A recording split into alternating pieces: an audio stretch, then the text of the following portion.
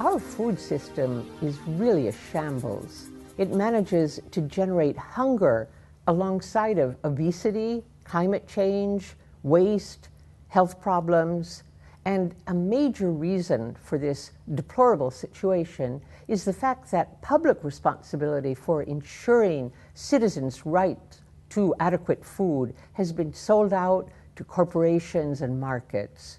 And this hasn't happened just because of the inevitable march of history. It's because of the rules that have been put in place. Neoliberal policies of structural adjustment and free trade that have opened up markets, privatized services, reduced state support for agriculture in the global south, and facilitated unregulated investment and financial speculation. So we have, on the one hand, the structural and the power of the words of the corporations that allies with an unfortunate lack of political vision and political will on the part of governments.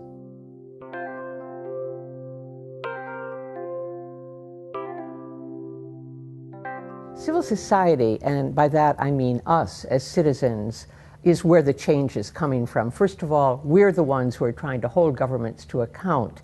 But it's also civil society that is developing better alternative ways of provisioning food, initiatives to reconnect consumers to sources of healthy food are multiplying all over the world.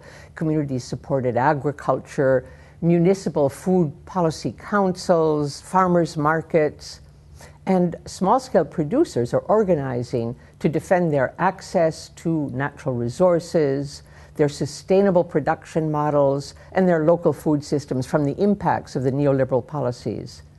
What's more, these initiatives are networking and building up alliances at all levels. Many people refer to the food sovereignty movement. Others talk about food justice, food democracy. It all has to do with the citizens of a given territory taking control of their food once again.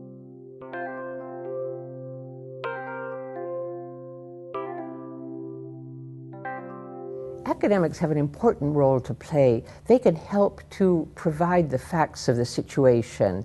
And that doesn't mean saying this is right and that's wrong necessarily, but it's the analytic task of highlighting the different readings of reality. And some of these are often hidden under the mainstream narratives like we must double food production that I referred to earlier. And it's up to them to spell out the implications of different policy choices, not to take decisions for policymakers, but to show what the implications of their choices are going to be. And a high-level panel of experts that's been established as part of the Reformed Committee on World Food Security is doing a very good job of just this. But to do so, I think academics have to liberate themselves from the dominant paradigms and learn to listen better to the voices and the evidence of those who are seeking to build more sustainable and equitable food systems.